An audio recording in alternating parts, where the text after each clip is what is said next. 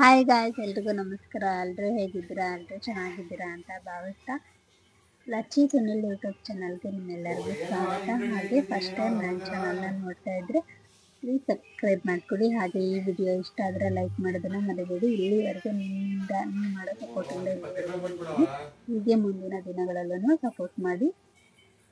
ಮನೆಯಲ್ಲೇ ಇರುವಂಥ ಪದಾರ್ಥಗಳಿಂದ ಬೋಂಡನ ಹೇಗೆ ಮಾಡೋದು ಅಂತ ನೋಡೋಣ. ನಾನಿಲ್ಲಿ ಮೊದಲನೇದಾಗಿ 2 ಕಪ್ ಅಷ್ಟು ಮೈದಾ ಹಿಟ್ಟನ್ನ ತಗೊಂಡಿದ್ದೀನಿ. ಅದನ್ನ ಸ್ವಲ್ಪ ಜಲ್ದಿ ಇಟ್ಕೊಂಡು ತಗೋಬೇಕು. ಆಮೇಲೆ 1 ಸ್ಪೂನ್ ಅಷ್ಟು ಉಪ್ಪು ಹಾಕೊಂಡಿದ್ದೀನಿ. ರುಚಿಗೆ ಎಷ್ಟು ಬೇಕೋ ನೋಡ್ಕೊಂಡು ಉಪ್ಪು ಹಾಕೋಬೇಕಾಗುತ್ತೆ. ಇಲ್ಲಿ ಮೆಣಸಿನ ಪೌಡ್ರ್ ಅಂದರೆ ಕಾಳು ಮೆಣಸಿನ ಪೌಡ್ರನ್ನ ಹಾಕೊಂಡಿದ್ದೀನಿ.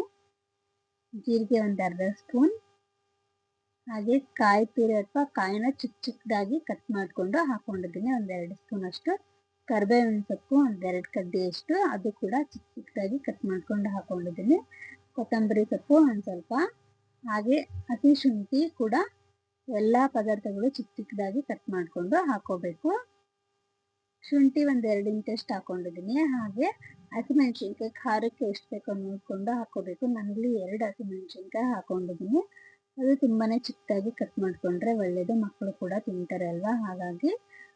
ಆಮೇಲೆ ಅಡುಗೆ ಸೋಡಾನ ಹಾಕೊಂಡಿದ್ದೀನಿ. 1/4 ಸ್ಪೂನ್ ಅಷ್ಟು ಮಾತ್ರ ಅಡುಗೆ ಸೋಡಾ ಹಾಕೋಬೇಕು, ತುಂಬ ಹಾಕೋಣಕ್ಕೇನು ಹೋಗಬಾರ್ದು. ನಾನಿಲ್ಲಿ 1 ಕಪ್ ಅಷ್ಟು ಗಟ್ಟಿ ಮೊಸರು ತಗೊಂಡಿದ್ದೀನಿ. ಅಂದರೆ ಸ್ವಲ್ಪ ಹುಳಿ ಇರುವಂಥ ಮೊಸರನ್ನ ತಗೋಬೇಕಾಗುತ್ತೆ. ಇದಕ್ಕೆ ಗಟ್ಟಿ ಮೊಸರು ತಗೊಂಡಿದ್ದೀನಿ. ನಾನು ಮತ್ತೆ ಕಲಿಸ್ಬೇಕಾದ್ರೆ ಬೇಕು ಅಂದರೆ ಮತ್ತೆ ಕೂಡ ಹಾಕ್ತೀನಿ. ಹಾಗಾಗಿ ಸದ್ಯಕ್ಕೆ 1 ಕಪ್ ಅಷ್ಟು ಇದಕ್ಕೆ ಮೊಸರು ಹಾಕೊಂಡಿದ್ದೀನಿ. 1/4 ಕಪ್ ಅಷ್ಟು ನೀರು ಹಾಕ್ತಾ ಇದ್ದೀನಿ ಒಂದು ಸ್ವಲ್ಪ, ಯಾಕಂದರೆ ಮೊಸರು ತುಂಬ ಗಟ್ಟಿ ಕಲಿಸೋಕ್ಕಾಗಲ್ಲ ಅಂತ. ಆಮೇಲೆ ಒಂದೇ ಜೊತೆಗೆ ಎಲ್ಲ ಹಾಕ್ಕೊಬಿಟ್ರೆ ಅದು ತುಂಬ ತೆಳುವಾಗಿ ಬಂದ್ಬಿಡುತ್ತೆ. ಹಾಗಾಗಿ ನೋಡಿಕೊಂಡು ಕಲಿಸ್ಕೋಬೇಕಾಗುತ್ತೆ.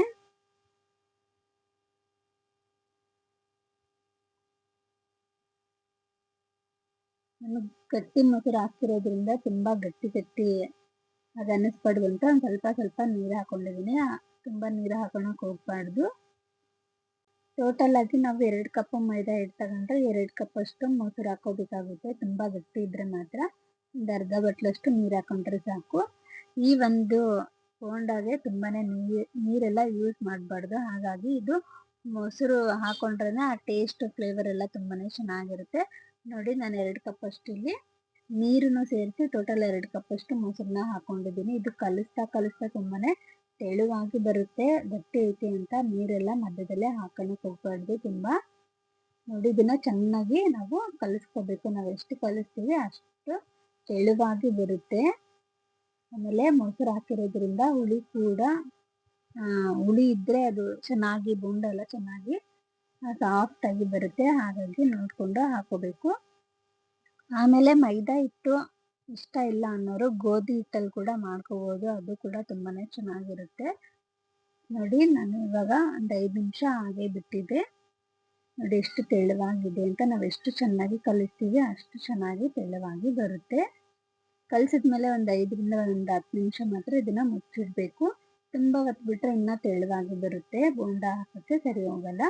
ನೋಡಿ, ನಾನಿಲ್ಲಿ ಎಣ್ಣೆ ಕೂಡ ಬಿಸಿ ಮಾಡಕ್ಕೆ ಇಟ್ಕೊಂಡಿದ್ದೆ. ಇವಾಗ ಇದನ್ನ ಕೈಯಿಂದ ಚಿಕ್ಕದಾಗಿ ಹಾಕೊಳ್ಳಿ. ನೀವು ಎಷ್ಟು ಚಿಕ್ಕದಾಗಿ ಹಾಕ್ತೀರಾ ಅದು ಅಷ್ಟು ಚೆನ್ನಾಗಿ ಕೂಡ ಬರುತ್ತೆ. ತಿನ್ನೋಕ್ಕೂ ಕೂಡ ಟೇಸ್ಟಿ ಆಗಿರುತ್ತೆ. ತುಂಬ ದಪ್ಪ ಆದರೆ ಸರಿ ಇರಲ್ಲ. ಈಗ ಇದು ಲೈಟ್ ಸ್ವಲ್ಪ ಬ್ರೌನ್ ಕಲರ್ ಬರೋವರೆಗೂ ಚೆನ್ನಾಗಿ ಫ್ರೈ ಮಾಡ್ಕೋಬೇಕು. ಆಮೇಲೆ ಯಾವುದೇ ಕಾರಣಕ್ಕೂ ಹೈ ಫ್ಲೇಮ್ನಲ್ಲಿ ಬೋಂಡನ ಮಾಡಕ್ಕೆ ಹೋಗ್ಬಾರ್ದು. ಮೀಡಿಯಂ ಫ್ಲೇಮ್ನಲ್ಲಿ ಉರಿ ಇಟ್ಕೊಂಡ್ರೆ ಸಾಕಾಗುತ್ತೆ.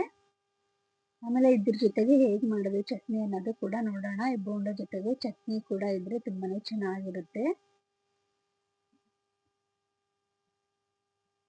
ನೋಡಿ, ಇವಾಗ ಇದಾಗಿದೆ. ಇದನ್ನೆಲ್ಲ ತೆಗಿತೀನಿ. ಆದಷ್ಟು ನಾವು ಹೊರಗಡೆ ತಿನ್ನೋದು ಕಡಿಮೆ ಮಾಡಿ ಮನೆಯಲ್ಲೇ ಇರುವಂಥ ಪದಾರ್ಥಗಳಲ್ಲಿ ಮಾಡ್ಕೊಂಡ್ರೆ ತುಂಬಾನೇ ಹೆಲ್ದಿ, ಹಾಗೂ ಮಕ್ಕಳು ಕೂಡ ಎಲ್ಲರೂ ಕೂಡ ಮನೆಯಲ್ಲಿರೋರೆಲ್ಲರೂ ಕೂಡ ತಿನ್ಬೋದು. ಮಿಕ್ಸಿ ಜಾರ್ಗೆ ರುಬ್ಕೊಳ್ಳೋಕ್ಕೆ 1-3 ಸ್ಪೂನ್ ಅಷ್ಟು ತೆಂಗಿನಕಾಯಿನ ಹಾಕೊಂಡಿದ್ದೀನಿ. ಹಾಗೆ ಕಡಲೆ 1-2 ಸ್ಪೂನ್ ಅಷ್ಟು, 2 ಎಲೆ ಕರಿಬೇವಿನ ಸೊಪ್ಪು, 2 ಕಾಳು ಬೆಳ್ಳುಳ್ಳಿ, ಹಾಗೆ ಖಾರಕ್ಕೆ 2ರಿಂದ 3 ಮೆಣಸಿನ್ಕಾಯಿ, ಹಸಿಮೆಣಸಿನ್ಕಾಯಿನ ಹಾಕೊಂಡಿದ್ದೀನಿ. ರುಚಿಗೆ ತಕ್ಕಷ್ಟು 1 ಅರ್ಧ ಸ್ಪೂನ್ ಅಷ್ಟು ಉಪ್ಪು. ನಾವೆಲ್ಲ ಪದಾರ್ಥಗಳು ಎಷ್ಟು ತಗೊಂಡಿರ್ತೀವಿ ನೋಡಿಕೊಂಡು ಉಪ್ಪು ಹಾಕೋಬೇಕಾಗುತ್ತೆ. ಹಾಗೆ ಒಂದು ಅರ್ಧ ಸ್ಪೂನಷ್ಟು ಜೀರಿಗೆ ಪುಡಿ, ಒಂದು ಸ್ವಲ್ಪ ಹಸಿ ಶುಂಠಿ, ಒಂದು 1/4 ಇಂಚಷ್ಟು ಶುಂಠಿ, ಒಂದು ಸ್ವಲ್ಪ ಕೊತ್ತಂಬರಿ ಸೊಪ್ಪು ಹಾಕ್ಕೊಂಡು ಒಂದು ಸ್ವಲ್ಪ ನೀರು ಹಾಕ್ಕೊಂಡು ಮೀಡಿಯಮ್ ಆಗಿ ರುಬ್ಕೋಬೇಕು. ತುಂಬ ನುಣ್ಣಗಾಗೋವರೆಗೂ ರುಬ್ಕೋಬಾರ್ದು. ರುಬ್ಕೊಂಡ ಮೇಲೆ ಊಟದ ಜೊತೆ ನಾವು ಚಟ್ನಿ ಸರ್ವ್ ಮಾಡ್ಕೊಂಡು ತಿಂದರೆ ತುಂಬಾ ಟೇಸ್ಟಿಯಾಗಿರುತ್ತೆ. ನೀವು ಕೂಡ ಮಾಡಿ ಹೇಗೆ ಬಂತು ಅಂತ ನನಗೆ ಕಮೆಂಟ್ ಬಾಕ್ಸಲ್ಲಿ ಕಮೆಂಟ್ ಮಾಡೋದನ್ನು ಮರಿಬೇಡಿ. ಸಬ್ಸ್ಕ್ರೈಬ್ ಮಾಡದೆ ನೋಡ್ತಾ ಇದ್ದರೆ ಪ್ಲೀಸ್ ಸಬ್ಸ್ಕ್ರೈಬ್ ಮಾಡ್ಕೊಳ್ಳಿ. ಈ ವಿಡಿಯೋ ಇಷ್ಟ ಆಗಿದ್ರೆ ಲೈಕ್ ಮಾಡಿ, ಶೇರ್ ಮಾಡಿ. ನೆಕ್ಸ್ಟ್ ವಿಡಿಯೋದಲ್ಲಿ ಮತ್ತೆ ಸಿಗೋಣ. Thank you so much.